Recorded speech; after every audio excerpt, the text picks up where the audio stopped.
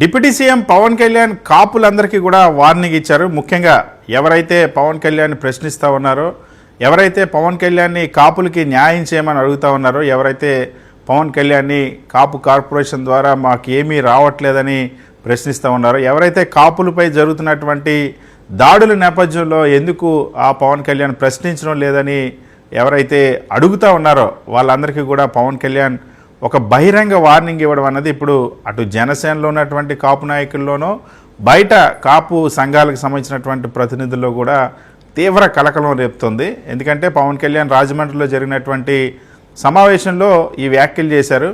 నేను కాపు కులం కోసం పనిచేస్తానని చెప్పానా?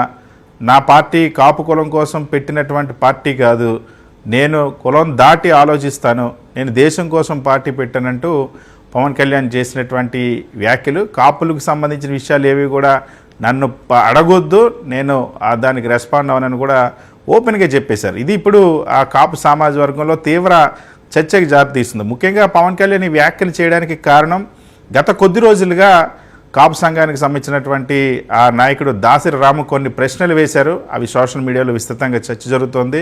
కాపు సామాజిక వర్గం మొత్తం కూడా దాసరి రాము అడుగుతున్నది సహేతుకమైందని చాలా స్పష్టంగా చెప్తున్నటువంటి నేపథ్యంలో వాటికి సమాధానం చెప్పలేక, ఎందుకంటే దాసరాం అడిగినటువంటి ప్రశ్నల్లో మామిడిపల్లిలో కాపు రైతులపై జరిగినటువంటి దాడులు, దానికి పెట్టినటువంటి ఎస్సీ ఎస్టీ అట్రాసిటీ కేసుల గురించి ప్రశ్నించారు. అదేవిధంగా గతంలో ప్రకాశం జిల్లాలో కాపులపై జరిగినటువంటి హత్యకి సంబంధించి ప్రశ్నించారు. కమ్మ సమాజ వర్గం నుండి ఆ హత్య చేసిన వాళ్ళంతా కూడా కమ్మ సమాజ వర్గాలు కాబట్టి దాని గురించి ప్రశ్నించారు.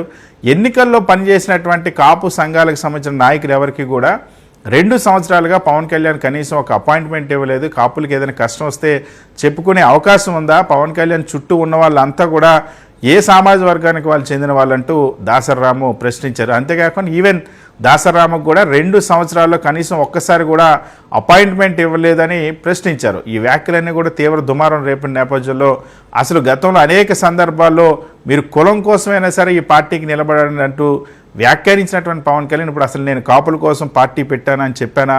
కాపులకి నేనెందుకు స్పందించాలి? కాపులకు సంబంధించినటువంటి అంశాలపై నేనెందుకు స్పందించాలి? నన్ను ఎవడు అడగొద్దు, నన్ను అడిగే వాళ్ళు ఎవరికి కూడా నేను సమాధానం చెప్పను, ఇక మీదట ఎదురుదాడి కూడా చేయిస్తానంటూ పవన్ కళ్యాణ్ వ్యాఖ్యలు చేయడం మాత్రం తీవ్ర కలకలం రేపుతుంది. ఇది కాపు సంఘాల్లో తీవ్ర చర్చనీయాంశంగా కూడా మారింది.